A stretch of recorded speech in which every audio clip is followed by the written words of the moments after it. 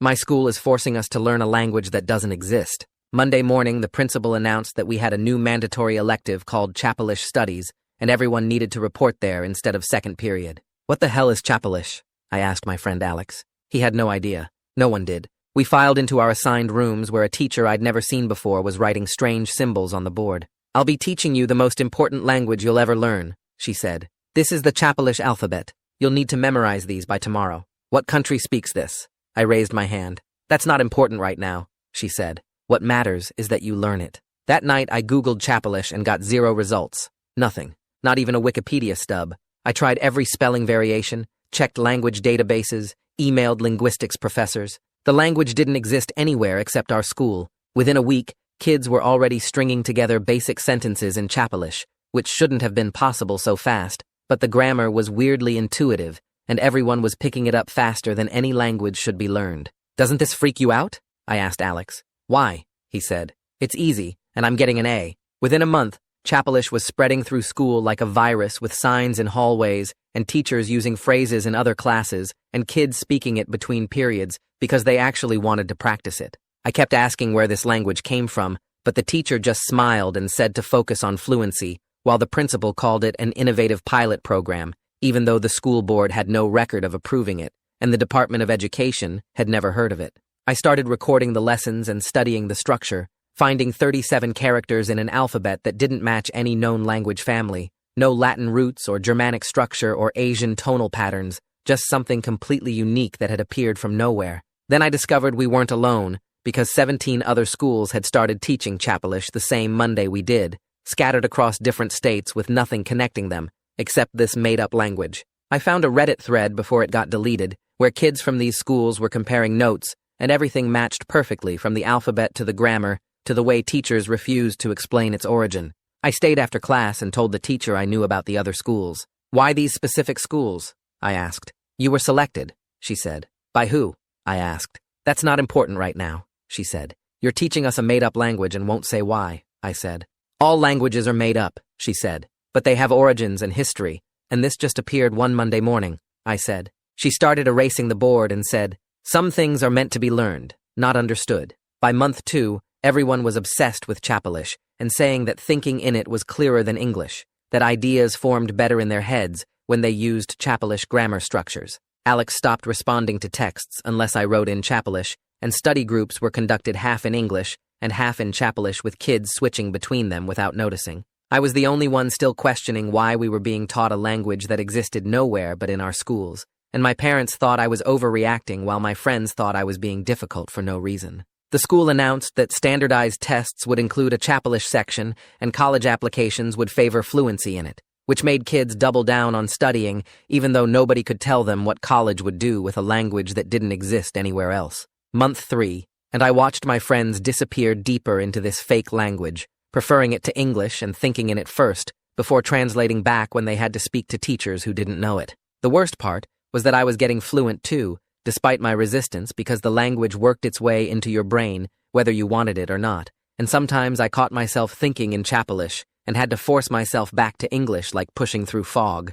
Then the teacher brought in a new textbook with symbols I'd never seen before, ancient-looking things that hurt to stare at too long. "This is advanced Chapelish," she said, "for those ready to progress." "Progress to what?" I asked. She looked at me and said, "To understanding why you're really learning this language." "So tell me," I said. "You have to be ready first," she said. "You have to stop resisting." The class continued in advanced Chapelish, and I couldn't understand a single word, even though everyone else was following along perfectly, taking notes in symbols that seemed to shift when I tried to focus on them. They were leaving me behind, because I kept demanding answers instead of just accepting what was happening. After class, I saw them writing notes in the advanced symbols, having conversations I couldn't follow, and I realized I had 2 choices: keep demanding answers and be left out completely, or give in. I woke up Tuesday morning with my head pounding like someone had been hammering nails into my skull all night. The advanced Chapelish symbols were still burned into my vision when I closed my eyes, those weird shifting shapes that hurt to look at for too long. I sat up in bed and grabbed my notebook from the nightstand, flipping through 5 weeks of documentation I'd been keeping since this whole thing started. Photos of the alphabet, recordings of lessons, notes about the 17 other schools, screenshots of that deleted Reddit thread. I had all this evidence, but nothing that actually proved what was happening or why. My alarm went off and I dragged myself out of bed, knowing I had to make a choice today between giving up and fighting harder, because staying in the middle wasn't working anymore. Mom was making coffee when I came downstairs, and I dropped into a chair at the kitchen table feeling exhausted, even though I'd just woken up. She asked how I was doing, and I told her about yesterday's class, how everyone else was taking notes in advanced Chapelish, like it was the easiest thing in the world, while I couldn't understand a single word. The symbols seemed to shift when I tried to focus on them, and everyone was following along perfectly, except me. She sat down across from me and listened without interrupting, which was different from how Dad reacted when I brought this stuff up. When I finished talking, she asked what I wanted to do about it, not in a dismissive way, but like she was actually taking me seriously.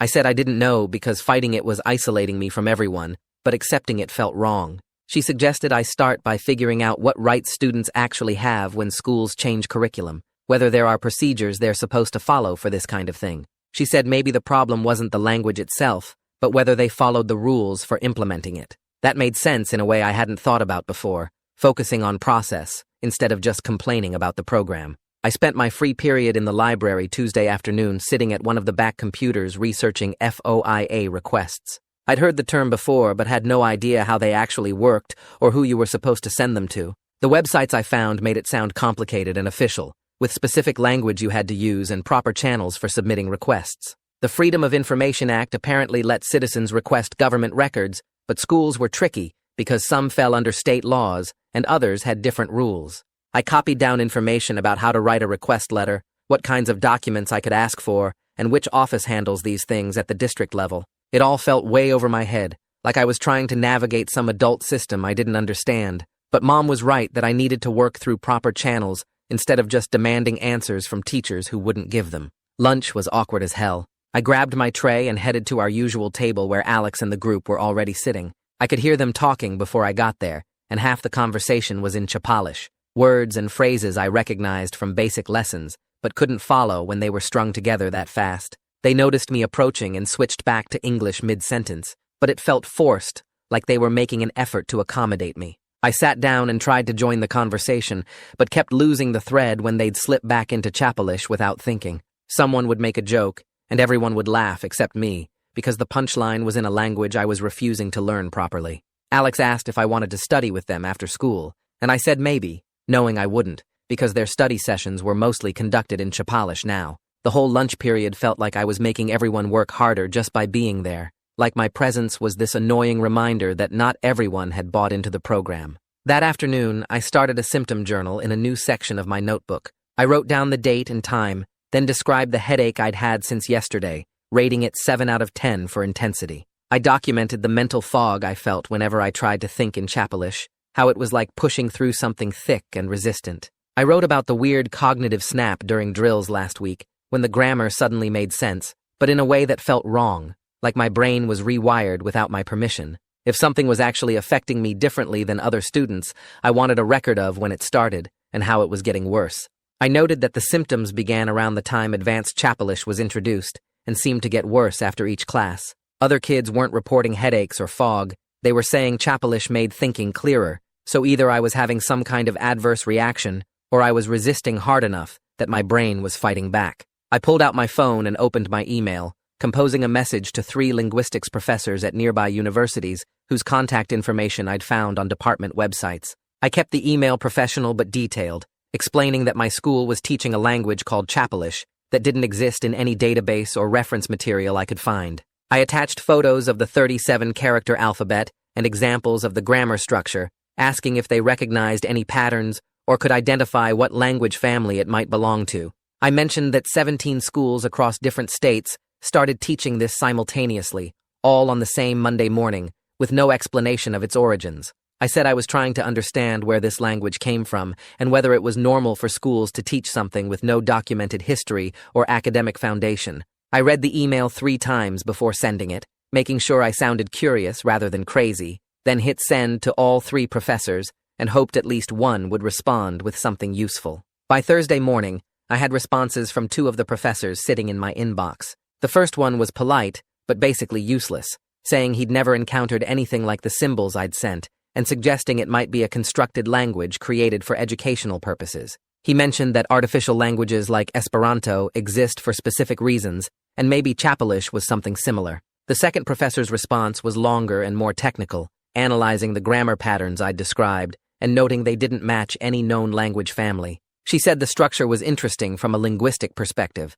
but couldn't explain why 17 schools would simultaneously teach something that didn't exist anywhere else in the world. Both professors were professional and tried to be helpful, but neither could answer my actual questions about where this came from or who decided we should learn it. I forwarded both responses to my phone and saved them in a folder with all my other documentation, adding 2 more pieces of evidence that confirmed what I already knew. This language appeared out of nowhere, and nobody outside our schools had any record of it existing. Friday morning, I went to the nurse's office before first period complaining about eye strain and persistent headaches. The nurse was this older woman who'd been at the school forever, and she had me sit on the examination table while she checked my vision with one of those eye chart tests. I told her the headaches started when we began advanced Chapelish and got worse after each class, that the symbols hurt to look at for too long. She asked about my screen time and how much sleep I was getting, whether I was drinking enough water and taking breaks from homework. I said yes to all of it, but she didn't seem interested in the connection to Chapelish, just kept asking standard questions about dehydration and stress.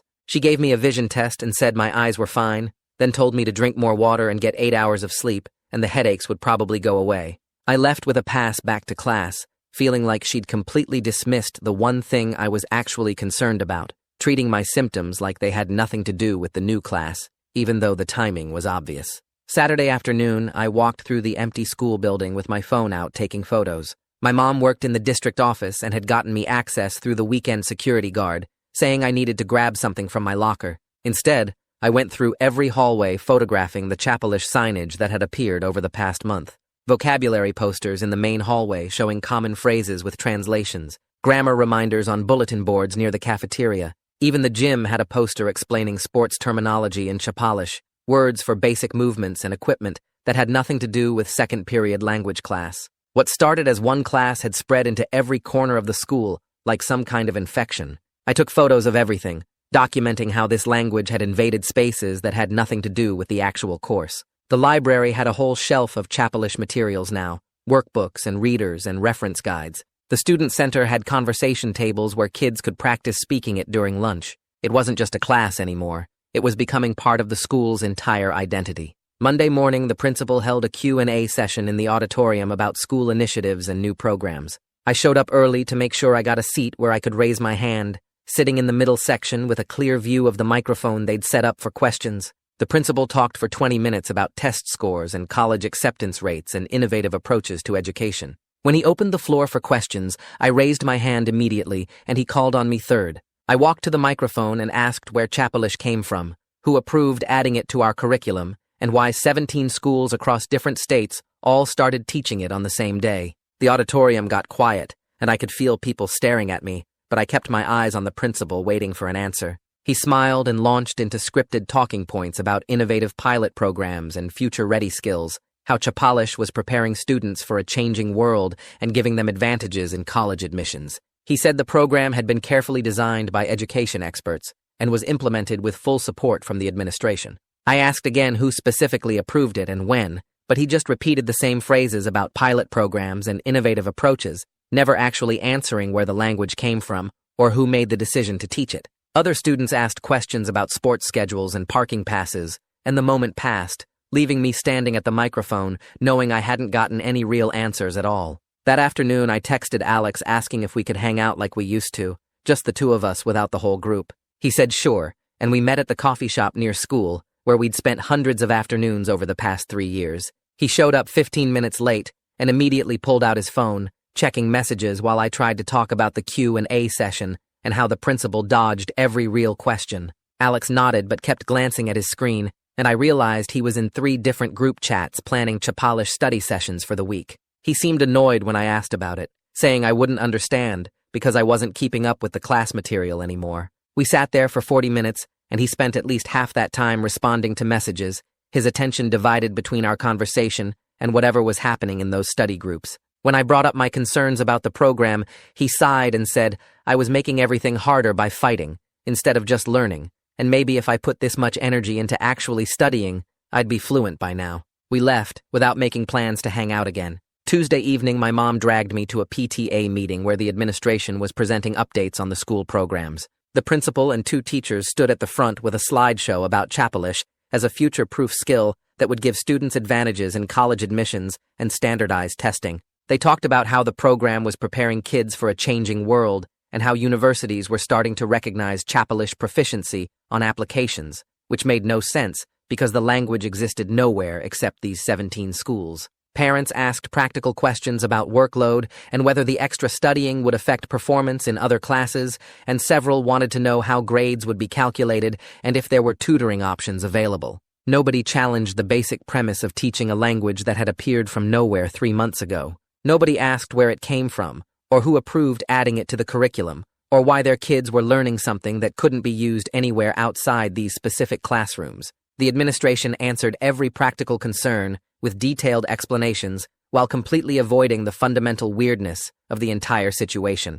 Wednesday in class, I finished my worksheet early and glanced at the sample assessment questions the teacher had posted on the board for next week's test. Every question was a controlled response prompt with limited vocabulary options, like fill in the blank or choose the correct grammatical structure from 3 possibilities. The test wasn't measuring whether we could actually communicate ideas or understand cultural context the way normal language exams did. It was just checking if we could produce specific predetermined responses using exact grammatical structures we'd been drilled on. There were no open-ended questions, no writing prompts asking us to express original thoughts, no listening comprehension that required interpreting meaning from context, just pattern recognition and memorized responses, like we were being trained to operate within a very narrow set of linguistic rules, rather than learning an actual living language. Thursday after class, I stayed behind during the teacher's office hours, waiting until the other students left before approaching her desk. I asked directly why she kept telling me to stop resisting instead of addressing my questions about where this language came from and what we were really learning it for. She looked tired and stressed, rubbing her temples like she had a headache, and she said I needed to focus on fluency because my grades were suffering. She warned me that I was spending all my energy fighting the program instead of just learning the material, and at this rate, I was going to fail the class, even though I clearly had the ability to succeed if I would just stop making everything so difficult. I asked again about the origins, and she cut me off, saying she couldn't discuss those details, and I needed to trust that the administration knew what they were doing. Her hands shook slightly as she gathered papers from her desk, and she wouldn't make eye contact, and I realized she was as trapped in this situation as I was, following orders she didn't fully understand or agree with. That weekend, I forced myself to do the Chapelish drills from the workbook, spending 2 hours on Saturday afternoon working through vocabulary exercises and grammar patterns. I needed to pass this class even if I didn't understand what it was really for, and the drills were supposed to help with fluency. About an hour in, something weird happened where the grammar suddenly clicked in a way that felt completely wrong. It was like my brain just accepted these patterns without questioning them anymore, the symbols and structures making sense in a way that felt too easy and too fast. I could form sentences without thinking about the rules, the language flowing naturally, even though I'd been struggling with it for weeks. The ease of it scared me more than the difficulty ever did, because it felt like something was rewiring how my brain processed information, making me think in ways that weren't natural, but felt effortless once they took hold. I stopped the drills and sat there staring at the workbook, trying to figure out what had just happened inside my head. Sunday evening, I listened back to the recordings I'd made of myself doing those drills, analyzing the teaching methods, and trying to understand what made Chapelish stick in my brain so differently than Spanish or French. The approach followed clear behaviorist patterns, all repetition and response with no cultural context or real-world communication practice. We weren't learning about people who spoke this language or the places where it developed or the history that shaped its evolution. We were just being conditioned to produce specific responses to specific prompts, training neural pathways through constant repetition, like teaching a dog to respond to commands. The method felt more like programming than education, building automatic responses rather than actual understanding. Every drill reinforced the same limited structures, never expanding into genuine communication or creative expression, just the same patterns over and over until they became automatic. Monday morning before school, I spent an hour digging through district policy documents on the school website, searching for anything related to the Chapelish program. I found detailed procedures for every other curriculum change from the past 5 years, all requiring parental notification and consent forms and board approval with public comment periods. But there was nothing about Chapelish, no record of the standard protocols being followed, no consent forms sent home for parents to review and sign. Every other pilot program had opt-out procedures clearly listed, but Chapalish had appeared without any of those safeguards. The absence was obvious once I knew what to look for, this gap in the documentation where proper procedures should have been, but weren't, like someone had deliberately bypassed all the normal channels that were supposed to protect students and parents from experimental programs being imposed without permission. That evening, I created an anonymous account and posted in a local parent Facebook group describing concerns about a mandatory language program that had appeared without proper consent or transparency. I kept the details vague, not naming Chapalish specifically, but asking if other parents had noticed similar issues with new programs being implemented without notification or opt-out options. I wanted to gauge whether anyone else found this situation alarming, or if I was the only one who thought schools shouldn't be able to make kids participate in experimental programs without explicit permission. Within an hour, I had 3 comments, all from parents saying they trusted the school administration to make good decisions and that kids these days were too protected and needed to learn to adapt to new challenges. Nobody seemed concerned about the consent issue at all. By Wednesday, I was completely iced out of study groups, the isolation hitting me during lunch when I walked past a table where my friends were working together on homework. They saw me coming and got quiet, then went back to their conversation in a mix of English and Chapalish that I couldn't fully follow anymore. Nobody invited me to sit down or asked if I wanted to join their afternoon study session. Later, I overheard 2 girls from my history class talking about how I was making things harder for everyone by refusing to just go with the program, and one of them said I was being dramatic and difficult for no reason. Friends who used to text me daily had stopped reaching out, and the group chat I'd been part of since freshman year had gone silent whenever I posted anything. The message was clear that my questions and resistance were seen as disruptive and unhelpful, and people would rather exclude me completely than deal with my continued refusal to just accept what was happening. Thursday afternoon during class, I flipped to the back of my advanced Chapalish textbook looking for the publication information, and I noticed a small vendor logo I'd never seen before, printed on the inside back cover. I wrote down the company name and spent that evening searching for connections between this vendor, our school district, and the 17 other schools teaching Chapalish. The company specialized in educational assessment technology and had contracts with several testing organizations, and their website mentioned partnerships with private foundations focused on standardized evaluation methods. I started sketching out a corporate trail, looking for financial connections and shared board members and any pattern that might explain why these specific schools were selected for this coordinated rollout. The vendor had received a large grant from a foundation right before our school year started, and that same foundation had connections to educational research programs studying language acquisition and cognitive assessment methods. That evening, I pulled up Reddit and searched through my saved posts until I found usernames from 3 students who'd commented in that deleted thread before it disappeared. I sent each of them a direct message asking if their advanced Chapalish textbooks had the same vendor logo on the back and whether their schools got any special funding right before the program started. 2 responded within an hour, both confirming their books had identical logos and that their districts received grants from something called an Educational Innovation Foundation just weeks before Chapalish launched. The 3rd student never replied, but the pattern was clear enough that 17 schools didn't just randomly decide to teach the same made-up language on the same Monday morning. Friday morning, I showed up at the guidance office before first period and asked to talk with Gregory Madden about my grades and stress levels. He waved me into his office and listened while I explained how my GPA was dropping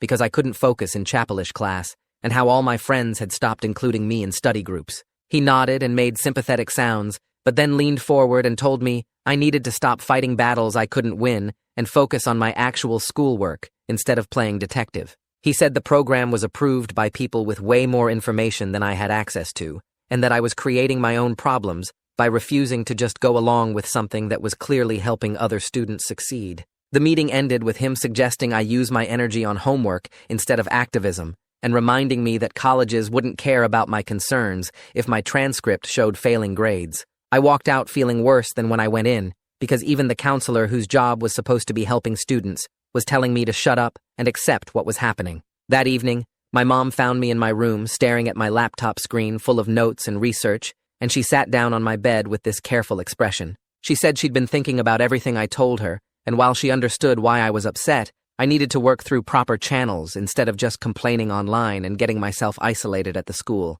She suggested we write a formal letter to the school board with specific questions about the program's approval process and funding sources, something professional that adults would actually take seriously instead of dismissing as teenage drama. She offered to help me draft it over the weekend, so it focused on real policy questions instead of just saying the whole thing felt wrong. We spent Saturday afternoon at the kitchen table working on the letter together, my mom helping me organize my scattered concerns into clear paragraphs that asked about parental consent procedures and transparency requirements, and whether the board even knew about the foundation funding. Sunday morning, I posted in that parent Facebook group again, with a more measured tone, asking if anyone else wanted more information about the pilot program. And this time I got a response from someone named Camilla Zimmerman, who said she was a reporter covering local education issues. She sent me a private message saying my concerns sounded worth looking into, and asked if I'd be willing to talk on the phone about what I'd observed. And she mentioned she could walk me through how Freedom of Information Act requests actually worked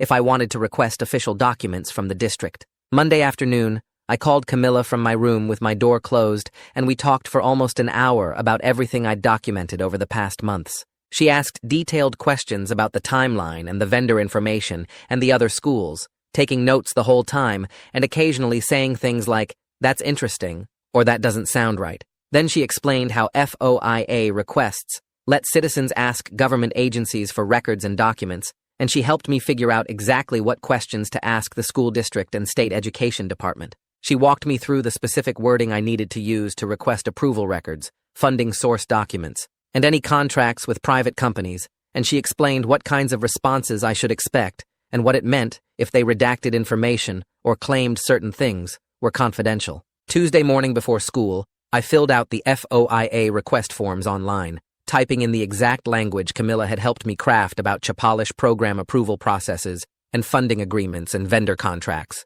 I hit submit on both the district request and the state education department request, then sat back feeling this weird mix of official and powerless because now I had to wait 30 days for them to respond. Camilla texted me that afternoon saying good job on filing the requests and reminding me that transparency takes time and patience, that this was how the system worked, even when it felt slow and frustrating. The waiting felt impossible when I wanted answers immediately, but at least I was doing something concrete instead of just asking questions nobody would answer. 2 weeks crawled by with me checking my email obsessively until finally a message appeared from the district's records department with a PDF attachment. I opened it and found 20 pages of documents, but most of them were covered in thick black redaction bars that blocked out whole paragraphs and sections. What I could read mentioned a private foundation providing grant funding and multiple references to non-disclosure agreements that restricted what information could be shared publicly. The response included a cover letter explaining that certain details were protected by contractual obligations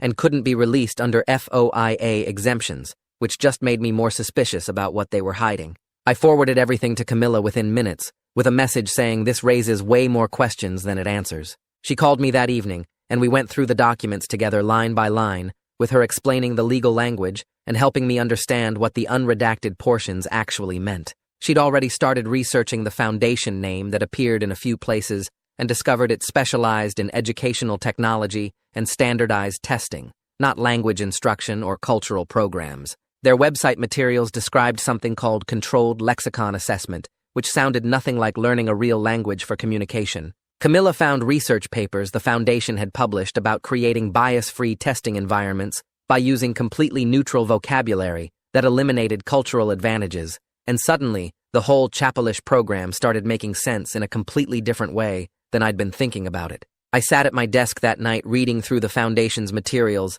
and the pieces clicked together in my head. This wasn't about teaching us a language that existed in some other country or preparing us for global communication. The program was creating a standardized testing tool that worked by forcing everyone to think within the same tight grammatical rules and limited vocabulary, so nobody had cultural or linguistic advantages over anyone else. Listen to 90 Seconds and rate me 5 stars on Spotify. Doing a giveaway for people who did this and show proof on my Instagram. There will be 4 winners, and you get to choose between a Spotify or Amazon gift card. The clarity everyone kept talking about wasn't some magical property of Chapalish, but just the cognitive ease of working inside a system with no room for interpretation or creative expression. Students weren't becoming fluent in communication. They were being trained to produce specific predetermined responses using exact structures that could be easily measured and compared across different schools and populations. I started rewriting my concerns in a new document, shifting away from arguing that Chapalish was fake toward asking questions about consent and transparency, and whether schools could turn students into research subjects without telling them. The issue wasn't whether controlled lexicon testing had educational value, it was whether districts could implement experimental programs funded by private foundations without informing parents or giving families the option to opt out. It was whether students should be test subjects for corporate research about language acquisition and cognitive assessment without anyone explicitly agreeing to participate in a study. The program might work exactly as designed, but that didn't make it okay to roll it out in 17 schools without proper consent procedures or honest communication about what was really being tested and measured and who was collecting the data and why. Wednesday afternoon, I pulled up the district website and found the school board member contact information listed in a public directory. Eli Reardon's email address was right there, along with his photo and a short bio about serving on the board for 6 years. I opened a new message and started typing,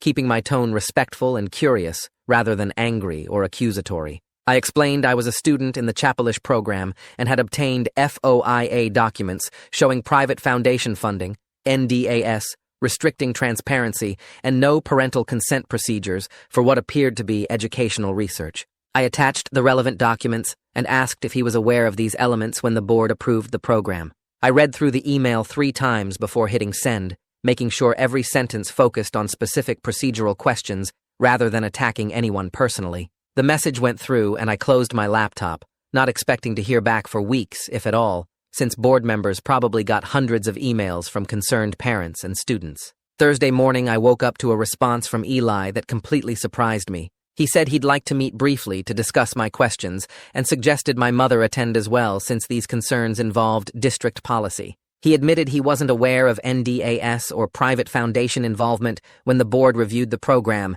and he sounded genuinely interested in understanding what I'd discovered rather than dismissive like the principal had been. I showed the email to my mom before school, and she immediately agreed to meet with him, saying she wanted to hear directly from a board member about how this program got approved without proper transparency. We scheduled a meeting for the following Tuesday at a coffee shop near the school, which felt surreal because I'd never imagined a school board member would actually take my concerns seriously enough to meet in person. Tuesday afternoon, my mother and I walked into the coffee shop and found Eli already sitting at a corner table with a notepad in front of him. He stood up to shake our hands and thanked us for taking the time to meet, then asked me to walk him through what I'd discovered. I pulled out the printed FOIA documents and spread them across the table, pointing out the references to private foundation funding, the contractual restrictions on information sharing, and the data collection protocols that were never mentioned to parents. Eli read through each page carefully, and his expression shifted from polite interest to visible discomfort as he absorbed the details about NDAS and research purposes. He explained the board's approval process had focused entirely on the educational benefits of adding a language option, with the principal presenting Chapelish as an innovative pilot program that would give students competitive advantages. Nobody mentioned private foundation involvement or research protocols or contractual restrictions on transparency, and Eli said if he'd known about those elements, he would have asked very different questions during the approval meeting. Eli closed the folder and said he was going to request that Chapelish be added as an agenda item for the next board meeting, so these questions could be addressed publicly. He explained the board approved the program based on limited information, and if there were transparency issues or consent gaps, those needed to be corrected regardless of how well the program worked educationally. My mother asked what the timeline looked like, and Eli said the next meeting was in 3 weeks, which meant we had time to gather any additional documentation or parent concerns that should be part of the public discussion. He thanked me again for bringing this to his attention and said it took courage to question something everyone else seemed to accept without problem. Walking back to the car, my mother squeezed my shoulder and said she was proud of how I'd handled the meeting, staying focused on facts and procedures rather than getting emotional or defensive. Thursday after school, the Chapelish teacher caught me in the hallway and asked quietly if we could talk for a minute. We stepped into an empty classroom and she closed the door, then asked why I was trying to undermine the program when it was helping so many students learn faster and think more clearly. I explained I wasn't against students learning Chapelish, but against the lack of informed consent and transparency, and I said parents deserved to know about the research component and foundation funding before their kids were enrolled in what was presented as just a language class. She looked tired and stressed, admitting she was under enormous pressure from the administration to maintain enrollment numbers and show positive outcomes because the grant funding depended on participation rates. She said she'd wanted to be more transparent from the beginning, but the NDAs she signed restricted what she could discuss about the program's origins and purposes, and she felt trapped between doing her job and being honest with students and parents about what was really happening. The following Monday, the principal called me to his office during lunch, and I knew before I even sat down that this wasn't going to be a friendly conversation. He started by saying he'd heard I was spreading misinformation that could damage the school's reputation and put important educational opportunities at risk. I tried to explain about the FOIA documents and the meeting with Eli, but he cut me off, saying my activism was creating unnecessary controversy and making other students uncomfortable when they just wanted to focus on learning. He never addressed any of my specific questions about NDAS or consent procedures, instead focusing on how my behavior was disruptive and how I needed to think about the bigger picture of what was best for the school community. I left his office feeling angry and frustrated because he'd completely ignored the substance of my concerns and tried to frame everything as me being difficult rather than the administration failing to follow proper procedures. That evening, Alex texted me a long message saying he didn't understand why I was making such a big deal out of this when colleges were already starting to recognize Chapelish proficiency on applications. He said our friendship had been strained for weeks, and he was tired of feeling like he had to choose between supporting me and participating in something that was actually helping his future. The message felt like a breaking point, where he was choosing the practical benefits of going along with the program over supporting my right to question it. I read the text 3 times and didn't respond because I didn't know what to say that wouldn't make things worse between us. Camilla called me Wednesday evening with news that changed everything about how I understood the principal's role in this program. She'd been digging through public records and foundation materials and discovered the principal sat on an advisory panel for the same foundation funding the Chapelish pilot program. This was a significant conflict of interest that was never disclosed to the board or parents, and it explained why he'd been so defensive about transparency questions. Camilla asked if I was comfortable with her including this information in a story she was planning to publish before the board meeting. And I said yes, because parents deserved to know about the financial connections that might be influencing how the program was presented and defended. My mother called the school Thursday morning and requested a formal meeting with the principal to discuss transparency and parental notification procedures. She brought printed copies of the FOIA documents showing the NDAS and foundation involvement, laying them out on his desk and asking direct questions about why parents weren't informed about the research component. The principal became defensive, insisting the program was properly approved and parents had been notified through regular school communications about new course offerings. My mother pointed out there was a difference between announcing a new language class and disclosing that students would be research subjects in a private foundation study, and she said the lack of opt-out procedures was particularly concerning. The principal agreed to provide more information to parents, but framed it as clarification rather than admission of any procedural failures, and my mother left the meeting feeling like he was more worried about protecting the school's reputation than addressing legitimate consent issues.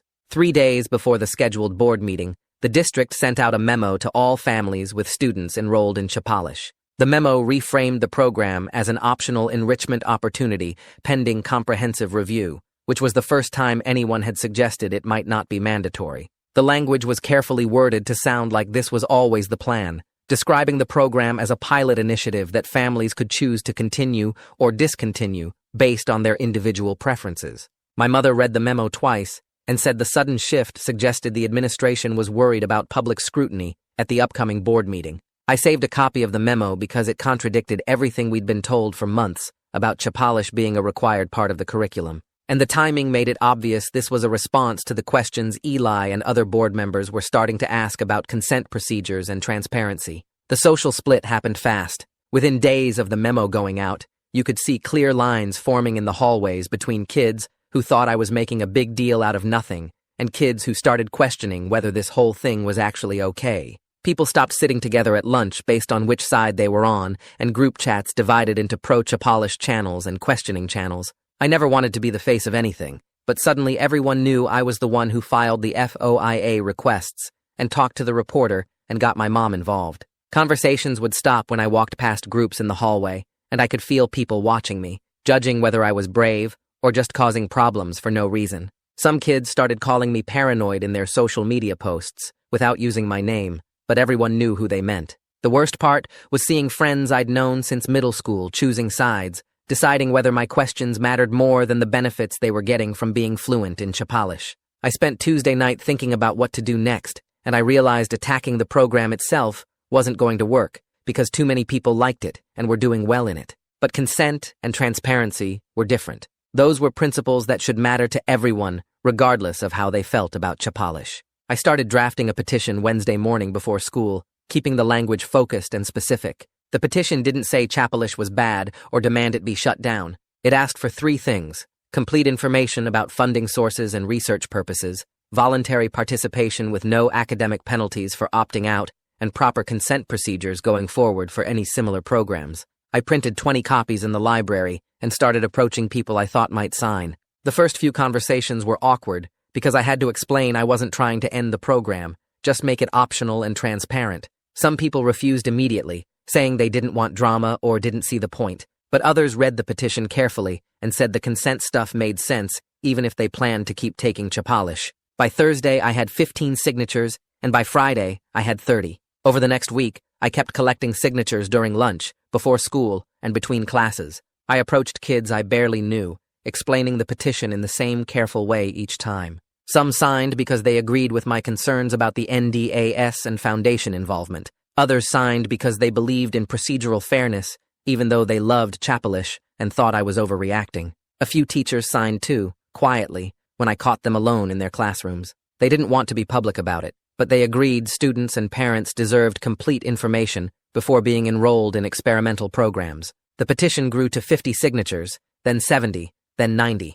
I kept a spreadsheet tracking who signed and when, documenting everything like I'd been doing since this whole thing started. By the end of the week, I had 112 signatures, which felt significant, even though it was only a fraction of the students enrolled in Chapalish. Nobody yelled at me or tried to stop me from collecting signatures, which surprised me. The whole thing happened quietly, with people reading the petition and making their own choices. Monday morning, the administration sent out a new memo to all students. It didn't mention my petition by name, but the timing and content made it obvious what they were responding to. The memo reminded everyone that district policy prohibited certain types of organizing during school hours that could disrupt the learning environment. It said students who wanted to advocate for policy changes should work through proper channels like student government or parent committees. The memo warned that continued disruptions could result in disciplinary action, though it didn't specify what that meant. The message was clear: stop collecting signatures or face consequences. The hallways felt tense after that memo went out. People who had been considering signing my petition backed off, afraid of getting in trouble. Kids who had already signed started asking if they could remove their names, worried about what might happen. I told them the petition was voluntary and they could withdraw if they wanted, but I wasn't stopping. The administration's warning actually convinced me this mattered more than I'd realized, because if they weren't worried, they wouldn't be trying to shut it down. Tuesday afternoon, Gregory Madden called me down to his office during study hall. He had my file open on his desk and a concerned expression that looked practiced.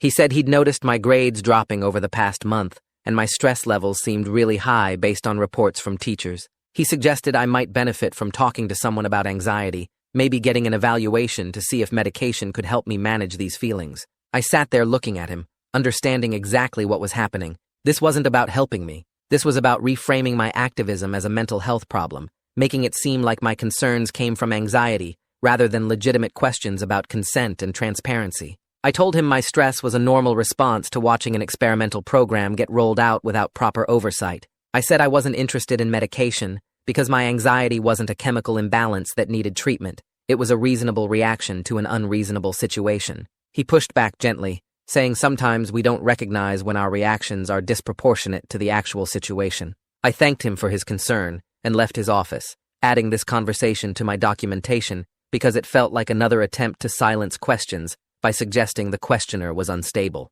Wednesday evening, my mother showed me a post in the parent Facebook group that had gone up that afternoon. It was from Alex's family, a long defense of the Chapalish program, praising its innovative approach and the opportunities it was creating for students. The post talked about how their son had thrived in the program, how his cognitive abilities had improved, and how grateful they were for the school's forward-thinking leadership. Then it shifted to criticizing resistance to the program, suggesting it came from people who didn't understand modern education or were resistant to change. The post never mentioned me by name, but the comments section filled up with pointed remarks about students who create drama instead of focusing on learning, parents who question everything instead of trusting educators, and people who try to ruin good programs because of their own insecurity. I read through the comments feeling more alone than I had since this whole thing started. These were parents I'd known my whole life, people who used to drive me and Alex to soccer practice and host birthday parties. Now they were calling me dramatic and difficult without using my name. My mother put her hand on my shoulder and said not to read the comments, but I couldn't stop. I needed to see how bad it had gotten, how completely I'd been isolated by asking questions nobody wanted to answer. Thursday afternoon, Camilla called me with an update. She said her investigation was ready to publish, and she'd scheduled it to go live 3 days before the board meeting. But she needed an on-the-record parent source to make the story credible, someone willing to be quoted by name about the consent concerns and lack of transparency. I told her I'd ask my mother. That evening I explained what Camilla needed, and my mother sat quietly thinking about it for a long time. She understood being quoted by name would make our family visible in this controversy, that people would know exactly who was raising these questions. But she said transparency was important enough to take that risk, and if she was asking the school to be transparent, then she needed to be transparent too. She called Camilla back and agreed to be the parent source, answering questions about when she first learned about the foundation funding, how the consent procedures failed, and why she believed the district needed stronger oversight of experimental programs. Friday afternoon, the school board posted the agenda for their next meeting on the district website. I checked it obsessively, refreshing the page until the PDF finally loaded. There it was, listed under New Business, Chapelish Program Review, and Community Input. The listing said the item would be addressed in open session, which meant community members could attend and speak during public comment. Seeing it there in official board meeting language made everything feel suddenly real. My months of documentation and questions were finally being taken seriously enough to warrant discussion at a public meeting. I saved 3 copies of the agenda, 1 digital and 2 printed, adding them to the folder of evidence I'd been building since September. That night I got an email from the Chapelish teacher that surprised me. She said she wanted to apologize for her tone in our previous conversations and for not being more helpful when I asked questions. She explained she'd been following a tight script dictated by her contract and the NDAS she signed when she took this job. She said she wanted to answer my questions from the beginning, but was legally restricted from discussing the Foundation's research goals or the data being collected on student language acquisition patterns. The email felt like a confession, an admission that my instincts had been right all along. She was just a teacher trying to keep her job, caught between contractual obligations and students who deserved honest answers. I stayed up late Sunday night preparing what I'd say at the board meeting. My mother helped me organize everything into a clear timeline. When Chapelish started, when I discovered the other schools, when I filed the FOIA requests, when I learned about the NDAS and foundation funding. We arranged the documents in order, highlighting the key points about consent procedures and transparency failures. I practiced presenting the evidence calmly, keeping my voice steady and factual. My mother reminded me to focus on procedural questions rather than attacking individuals, to frame everything around the principle that students and parents deserve informed consent before participating in experimental programs. I rehearsed my 3-minute statement over and over, timing myself, cutting unnecessary words, making sure every sentence counted. The petition signatures were organized in a binder,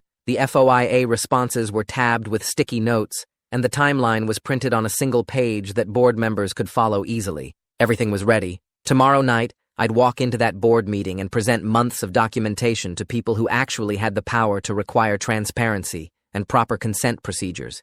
I felt scared and determined at the same time, knowing this was the moment everything had been building toward since that first Monday when Chapelish appeared out of nowhere. The board meeting room was already filling up when my mother and I walked through the doors at 6:30. Parents were claiming seats in the rows of folding chairs, while students clustered near the back wall and teachers sat together on the left side near the windows. I spotted the local news camera setting up in the rear corner, with a guy adjusting the tripod and checking angles while his partner tested the lighting. Camilla was sitting in the press section off to the side, her laptop open and her phone recording audio as she typed notes about who was arriving and where people were positioning themselves. The 5 board members were arranging papers at the long table in front, while the district attorney sat at the end reviewing documents. My heart was pounding so hard I could feel it in my throat as I walked to the sign-up sheet for public comment and wrote my name in the 3rd slot. My hands were shaking enough that my signature looked messy and uneven. My mother squeezed my shoulder, and we found seats in the 4th row where I could see everything but wasn't right in front.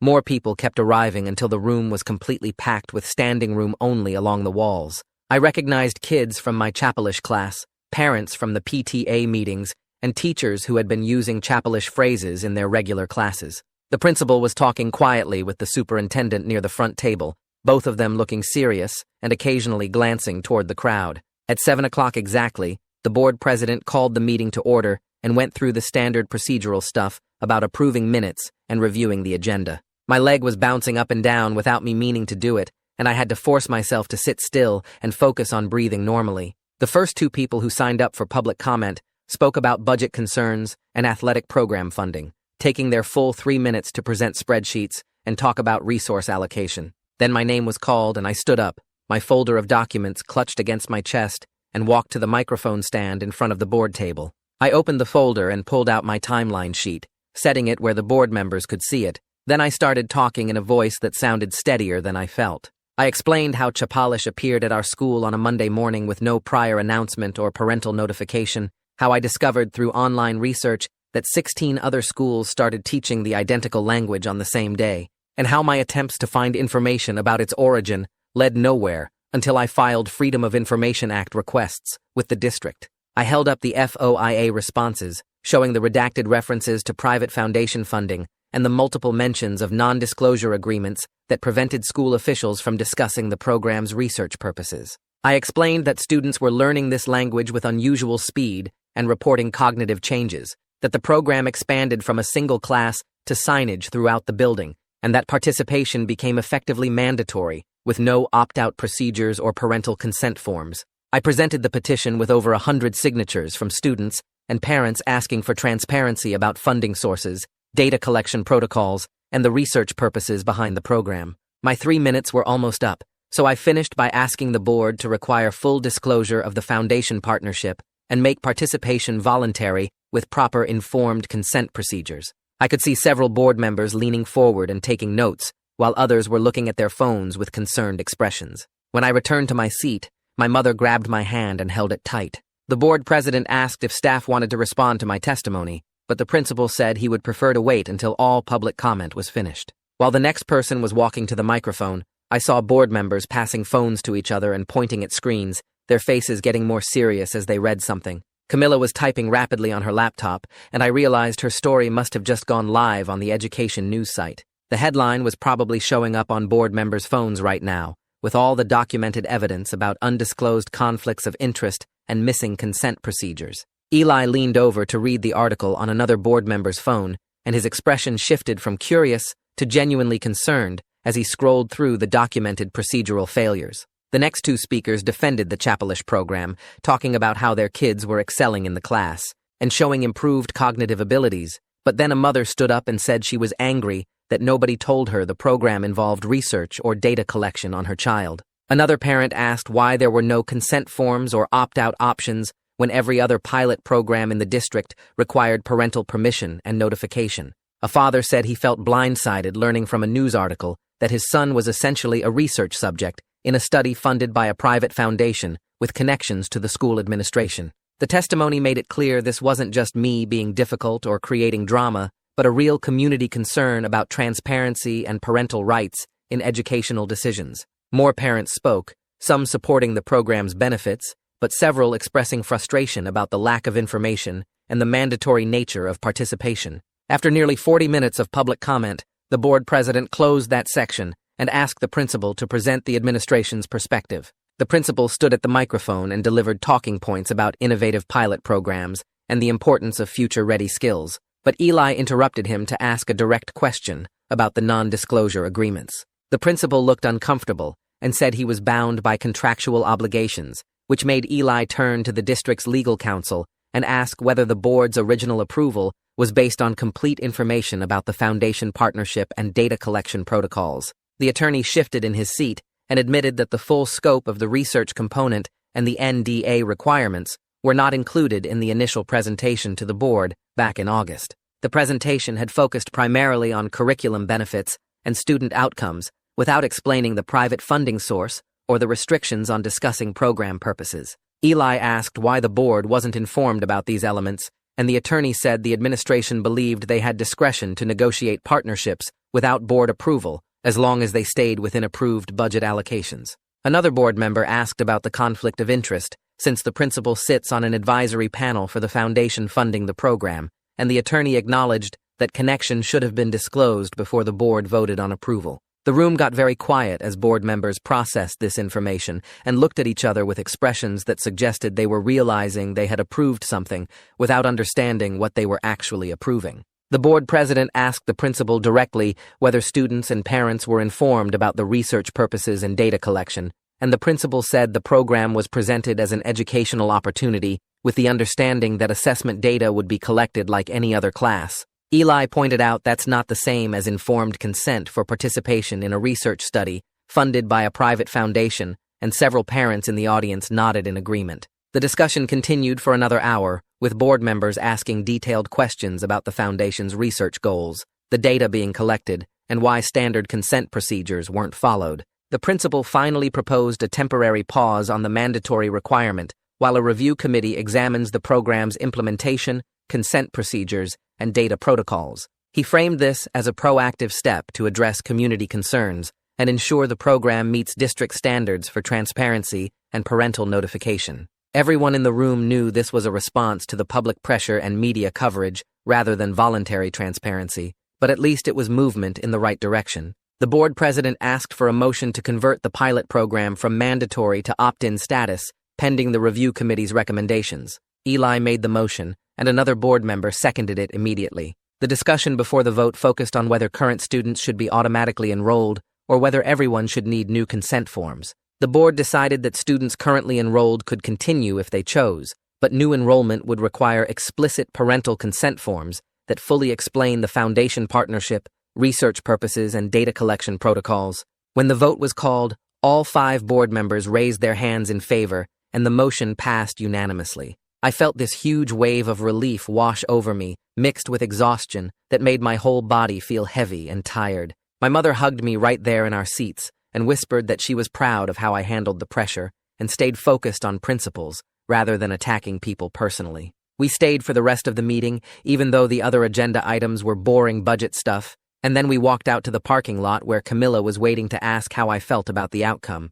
I told her it wasn't a complete victory, but it represented real progress toward transparency and consent, and she said, sometimes that's how change happens, through small steps, rather than dramatic transformations. The next morning at the school felt different somehow, like the tension that had been building for months was finally releasing. Kids were talking about the board meeting in hallways, and several people told me they signed the petition because they agreed consent mattered, even if they liked the program. Between second and third period, the Chapelish teacher found me at my locker and thanked me quietly for raising these issues. She said she felt relieved that the NDA pressure was lifting and she could finally be honest with students about the program's research purposes. She admitted the secrecy made her uncomfortable from the beginning, but she needed the job and felt trapped between contractual obligations and her professional ethics about transparency with students. I told her I understood she was in a difficult position and I wasn't trying to make her life harder, just trying to get answers about what was happening to us. She said she appreciated that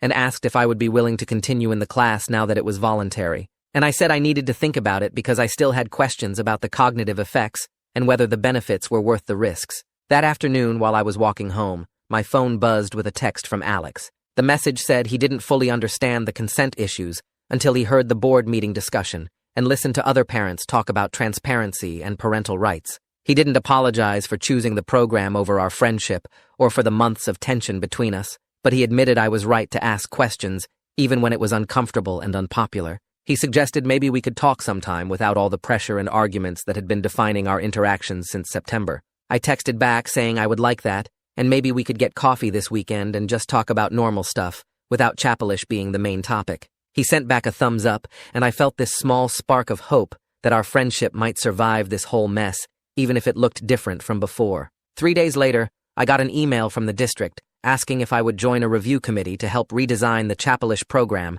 as a voluntary elective. The committee would include 2 other students, 3 parents, 2 teachers, and Eli as the board representative, and our job was to make sure the new version had real consent procedures and clear information about what students were signing up for. I showed the email to my mother, and she said this was exactly the kind of outcome we hoped for when we started asking questions, that the district was actually listening and trying to fix the problems instead of just defending what they did wrong. The first meeting was scheduled for the following Tuesday after school in the district office conference room. My mother spent that weekend organizing her own project, reaching out to other parents who attended the board meeting and suggesting they form an oversight group focused on transparency. She sent emails to about 20 families, and 15 parents showed up for the first meeting at our house on Sunday afternoon. They sat around our living room drinking coffee and talking about how to prevent similar situations from happening with other programs. And by the end of the meeting, they had created a checklist of questions to ask whenever the district announced partnerships with private companies or foundations.